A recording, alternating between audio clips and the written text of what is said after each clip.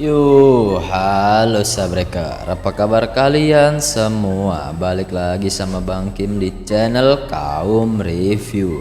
Kali ini Bang Kim akan melanjutkan cerita manhwa yang berjudul Legenda Dewa Pedang part ke-13. Bagi kalian yang belum nonton part sebelumnya, Bang Kim saranin buat nonton terlebih dahulu supaya kalian gak ketinggalan alur ceritanya. Oke lah, nggak usah lama-lama. Buat kalian semua yang belum subrek, silahkan disubrek terlebih dahulu karena kita akan langsung masuk ke dalam alur ceritanya. Di part sebelumnya kita diperlihatkan tentang Jianseng yang sedang berburu batu inti monster di hutan Magical Beast. Ia diserang oleh ular bergaris emas yang langka dan disebut sebagai Kaisar Ular. Dalam pertarungan tersebut, Jianseng dibuat kewalahan dan digigit oleh ular tersebut yang mengakibatkan Jianseng lemas tak berdaya sehingga tak sadarkan diri akibat racun ular tersebut. Beruntung Jianseng diselamatkan oleh Kendall dan party grup Flame Mercenary. Oke, lanjut di part ke-13 kali ini. Kita diperlihatkan yang mana Jianseng sudah sembuh dari lukanya dan nampak sedang berada di sebuah kantor guild mercenary. Kemudian nampak ia sedang membaca isi dari pekerjaan yang diberikan. Di situ tertulis ia mendapatkan pekerjaan mengawal gerobak dari kota ke kota lainnya. Jianseng menyadari jika pekerjaan ini sangat menguntungkan dan ia diberikan kebebasan untuk memilih. Sedang serius melihat isi dari tugasnya, tiba-tiba ia dikejutkan dengan saran dari Paman Kendall untuk menyuruhnya segera ikut pergi dalam pengawalan. Lalu Paman Kendall menyarankan dan memberi nasihat kepada Jianseng untuk bertindak dalam satu tim dan sebaiknya Jianseng membawa semua yang dibutuhkan termasuk obat-obatan. Lalu Jianseng yang siap meminta untuk pergi ke pasar untuk membeli sesuatu. Dijelaskan bahwa di benua Tianyuan jumlah Radiant Sign Master sangatlah tipis, jadi mereka memang sangat dibutuhkan dan diistimewakan. Lalu Jianseng yang sudah tiba di pasar memikirkan apa yang seharusnya ia beli dan ia bawa. Terpikirlah jika Jianseng memang mempunyai teknik untuk menyembuhkan lukanya sendiri dengan kekuatan radian. Semakin sedikit orang yang tahu itu akan semakin baik dan Jianseng bisa sepenuhnya melindungi dirinya sendiri. Lalu ia pun teringat sesuatu akan hal yang sangat tak ia ketahui, di mana kekuatan yang memang di luar kemampuannya dan bahkan bisa menyelamatkannya. Juga ia sangat sekali ingin mendapatkan batu itu. Tak sengaja ia menemukan sebuah batu yang menurutnya istimewa. Entah mengapa ia menginginkan sekali batu tersebut. Terlihat penjaga toko menanyakan ke Jianseng sesuatu yang ia inginkan. Jianseng yang tak mengerti apa kegunaan batu tersebut dan menginginkannya menanyakan fungsi dari batu itu. Namun sepertinya ada akal bulus dari si pedagang. Ia sepertinya ingin memanfaatkan Jianseng yang tak tahu kegunaan batu itu dan berencana akan menjualnya dengan harga yang sangatlah mahal. Namun Jianseng yang sudah tahu tak kena akal bulus itu dari si penjual. Ia meminta harga yang lebih rendah dan tak disangka batu itu pun diberikan ke Jianseng dengan harga yang diminta oleh Jianseng. Namun percakapan dan kegiatan dari Jianseng diam-diam dilihat dan diperhatikan oleh seseorang yang berniat ingin melaporkannya. Dalam perjalanan Jianseng terus-menerus diikuti oleh segerombolan orang tersebut. Jianseng yang sadar ia sedang diikuti menanyakan maksud dan tujuan orang-orang tersebut. Jianseng meminta mereka untuk pergi karena hari ini tak ingin bertarung sama sekali. Mereka yang mendengar gertakan dari Jianseng hanya tertawa sinis dan masih menginginkan Jianseng yang menurut mereka memiliki uang yang sangat banyak. Jianseng yang sudah memberitahu mereka untuk pergi tak berpikir dua kali untuk menghukum mereka. Sama seperti Jianseng, Para perampok yang tak mengetahui siapa Jianseng terus berusaha untuk menyerang Jianseng.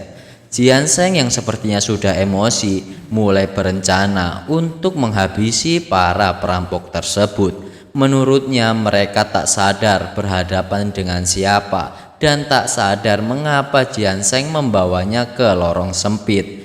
Lalu Jianseng dengan pedang di tangannya mulai menyerang para perampok tersebut. Namun tak disangka serangan Jianseng terlebih dahulu ditangkis oleh Paman Kendall dengan pedangnya yang tak sengaja melihat kejadian tersebut. Jianseng yang tak menduga akan kedatangan Paman Kendall merasa terkejut. Lalu seketika Paman Kendall menyuruh pergi semua perampok itu. Melihat Paman Kendall di depan mata para perampok tersebut langsung merasa ketakutan. Lalu Paman Kendall melihat ke wajah Jianseng dan merasa bingung menanyakan mengapa Jianseng ingin membunuh mereka. Namun Jianseng memberitahunya jika kekuatan yang lemah akan dimangsa yang kuat dan juga para perampok itu yang lebih dahulu yang memaksanya. Lalu dengan sabarnya Paman Kendall menasihati Jianseng. Paman Kendall pun berpesan jika Jianseng sangatlah masih muda dan jangan biarkan kebencian membutakan nuraninya dan kehilangan diri sendiri. Lalu Paman Kendall mengajak Jianseng untuk segera bergabung ke grup mercenari.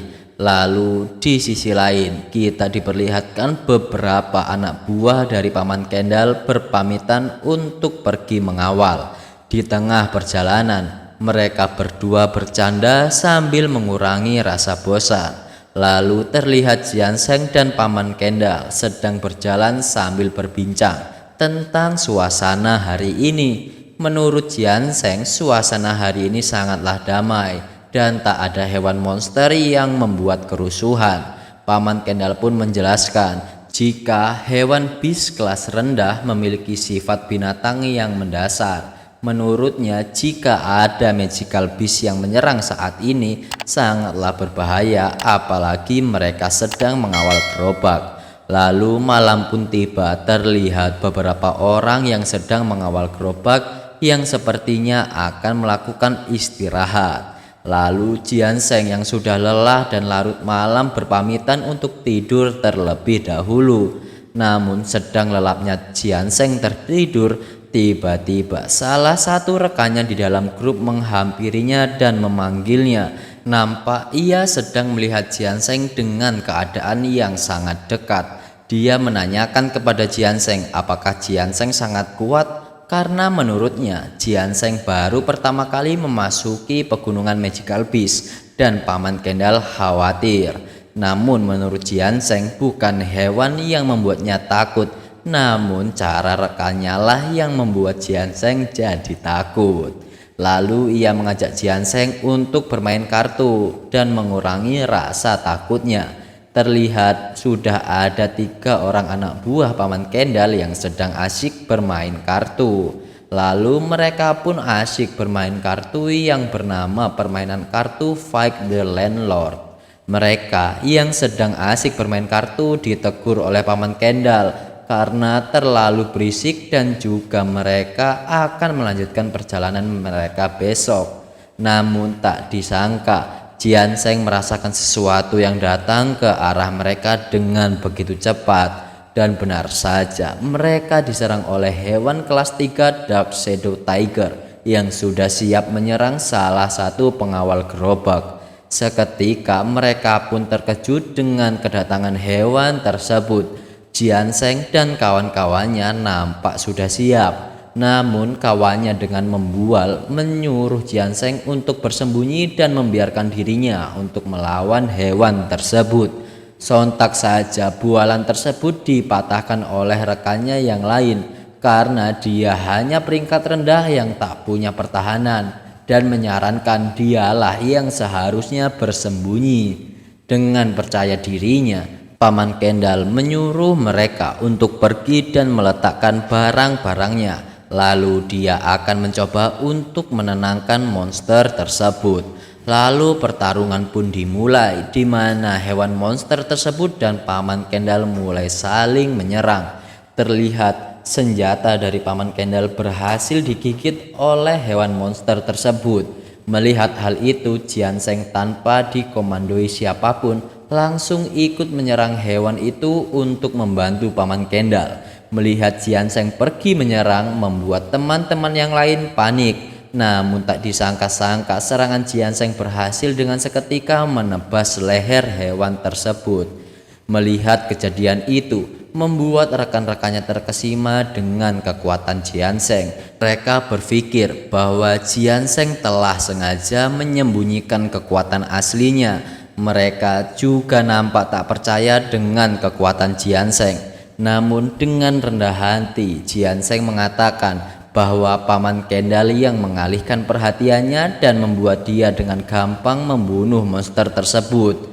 Mendengar ucapan serta menyaksikan aksi dari Jianseng membuat Paman Kendall berpikir Jianseng terlalu rendah hati dan membuatnya terkesima. Lalu ada salah satu orang mengajak Paman Kendall untuk berbicara karena ada sesuatu hal yang penting untuk didiskusikan. Lalu diceritakan ada sesuatu yang tidak diketahui oleh Jianseng, di mana monster yang sudah ia bunuh harus diserahkan ke karavan, di mana daging kelas 3 atau lebih dipercaya bisa digunakan untuk memperkuat tubuh dan mempercantik untuk kaum bangsa wanita.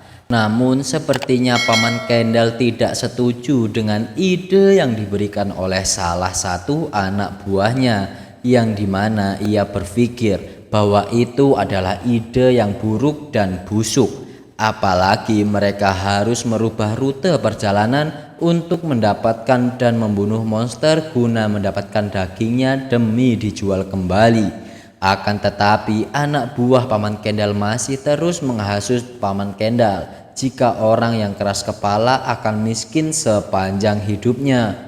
Namun Paman Kendall masih tetap dengan pendiriannya, di mana ia masih tidak mau merubah rute dan tak mau membuat seluruh orang dalam bahaya karena akan banyak bertemu dengan monster kelas 3. Lalu salah satu anak buahnya yang tadi setuju akan rencana merubah rute tidak lagi melanjutkan rencananya dan paham akan keinginan Paman Kendall. Apalagi diketahui Paman Kendall mempunyai anak dan istri. Mendengar hal itu, Jianseng sedikit terkejut dan bertanya-tanya jika Paman Kendall mempunyai istri, di mana seharusnya seseorang yang mewarnai pedang mercenernya belum menikah. Namun Paman Kendall menjelaskan sesuatu yang dipertanyakan oleh Jianseng, di mana di umur 40 tahun dan dia seorang laki-laki harus mempunyai mimpi untuk dikejar, dan itu adalah hal yang biasa. Dan mimpi dari Paman Kendall adalah membuat Flame Mercenary menjadi nomor 1 di benua Tianyuan. Sedang asik-asiknya mereka berbicara, tiba-tiba mereka dikejutkan dengan suara yang kuat yang tahu entah dari mana asal suara itu. Lalu Paman Kendall menyuruh mereka untuk jangan panik dan menyuruh mereka untuk bersembunyi selagi Paman Kendall memeriksa apa yang sedang terjadi. Lalu pergilah Paman Kendall dan Jianseng untuk memeriksa apa yang sebenarnya terjadi. Setelah mereka sampai, terkejutlah mereka dengan apa yang mereka lihat. Ternyata suara itu berasal dari dua monster magical beast level 3 yang sedang bertarung.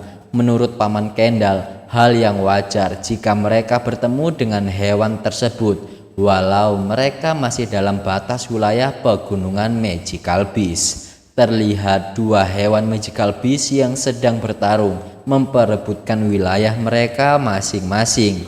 Namun sembari memperhatikan pertarungan hewan tersebut, Jianseng tak sengaja melihat sesuatu di samping semak-semak di antara hewan-hewan tersebut. Ternyata Jianseng tak sengaja menemukan sesuatu yang sangat berharga dan langka, yaitu anggur pahit, di mana anggur pahit tersebut dapat digunakan untuk meningkatkan kesempatan Master Great Sign menjadi Master Earth Sign. Lalu Jianseng bertanya apa rencana Paman Kendall, Dia melihat dan merasakan bahwa hewan magical beast tersebut sedang terluka parah dan menyadari akan kehadiran mereka berdua. Lalu Paman Kendall berinisiatif untuk menyerang hewan tersebut secara diam-diam saat menemukan peluang. Dan ya, akhirnya part ke-13 pun sampai sini dulu nih Sabreker. Terima kasih buat kalian semua yang udah nonton video ini sampai selesai. Bang Kim ingetin buat kalian semua, bagi yang belum subrek silahkan di subrek terlebih dahulu. Juga tinggalin like dan komentar kalian sebanyak-banyaknya. Terima kasih banyak. Bang Kim pamit, sampai jumpa di next video. See you and bye bye.